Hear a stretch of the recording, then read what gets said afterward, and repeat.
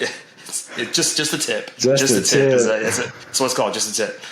When your child is of age, like toddler, 2, 3, how will you discipline her? Consistency is number one, right? Consistency is number one. So I have to make sure whatever I am addressing, I am consistent with that messaging, because she's going to do it multiple times because she's learning. So that's number one. So being consistent with my rules and how am I addressing. Number two is making sure I don't get mad over things I haven't taught her.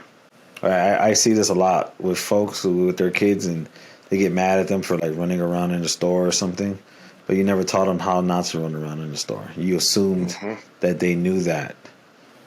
So try not to assume what your kids know until they consistently show you that that's a part of who they are. So that's number two. Number three, when she's doing something right, make sure I'm telling her that she's doing something right. So not just focus on the negatives. Let her know, like, hey, and be specific with my feedback. So I would say, like, oh, you did a good job of not being mad and hitting the kid when they took your toy. Good job there. And then when they do mess up and I have to correct it, telling them exactly what I expect to see from her. Keeping my cool, not overreacting. She's a baby, you know what I mean? Most of the things she's going to be doing will be more annoying than harmful. So let's not make it harmful. Are you gonna spank? No. Nah, I'm good. I'm good. That's not gonna help. Yeah. That ain't gonna help. Again, that's a frustration, and yeah, spanking, I'm good, bro. That's unnecessary. And when I do see parents spank kids, a lot of the times it's adult error. You didn't teach your kid this, man, and you assume that they knew better. And a lot of times you see people spank in public, they got that public pressure to feel like they have to do something drastic to show that they're in charge. Where, like, if you're consistently working at it, I shouldn't have to get to that point. Right.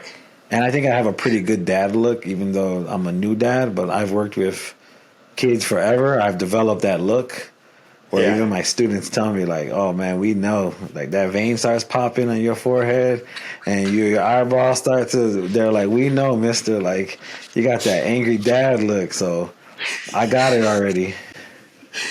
Quick story. We used to coach baseball together. And that was the time I definitely saw that look, because it was our first team that we coached, and we had a young man on the team who was just one of those guys. And I'll never forget it, man. You gave him one of those looks, man. Like, you just gave him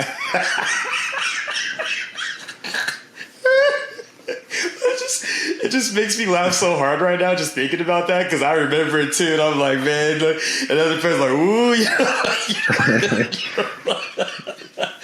messed up. Oh man, that look is priceless, bro. Like, you give it out really good, man. You've been giving that look out for years now. So I feel like I'm a very patient man, bro. So when you really get me there, I'm just like, are you kidding me right now? And it definitely comes out. And like, when I'm irritated already. I'm just like, over it. So I don't believe in spanking, for sure. And I'm going to equate it to more of a sports analogy, to where it's like practice. And then, like, when you do go to a grocery store, Target, Albertsons, or whatever, and your kid is out of control running around, like you said, you're not doing enough of the pre-work before you get in there. And that's where, like, the coaching comes in, and that's where it's like, hey, that's on you, because you weren't doing the pre-work.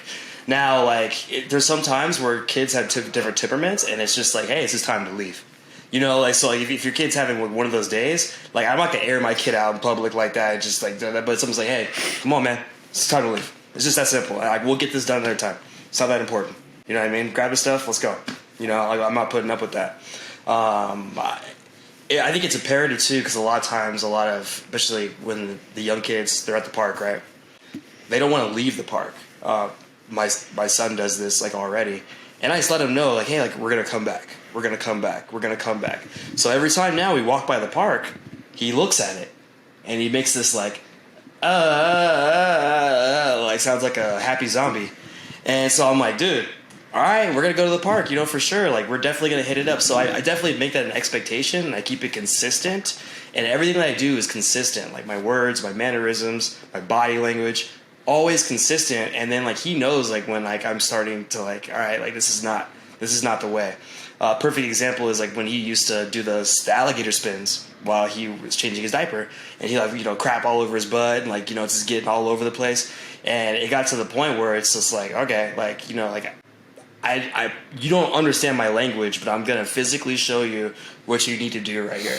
So like I would just sit there and I would just hold his arms down, like and just very gently just hold him there. And like we would sit there. I set a timer for about 45 seconds, and I would just hold him, and then I would just look at him, and I'd like nod my head and smile, and then I'd let him go, and then I would give him something to hold on to, and he would sit there and hold on to that. So now the expectations when he's doing his diaper change is now I just hand him something and he just sits there. So like the consistency of doing that every single day, every single diaper change, changed that behavior. And me not getting overly bone frustrated and like yelling at him and stuff, that stuff's useless, especially to a young child. They don't hear that.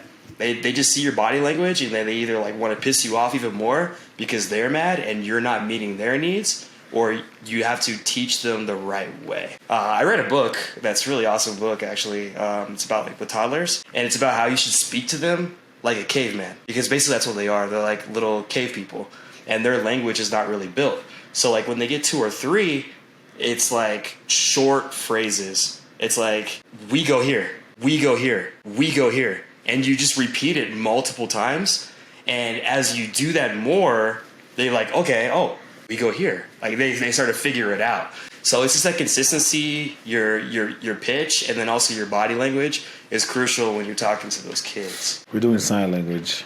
Are you? Yeah, we started doing sign language. Have you guys what do you guys do, like the more So and right, stuff? Like, right now my wife's been heavily working on milk. mm-hmm. So that's all she eats. So just milk. And that was just a tip. That was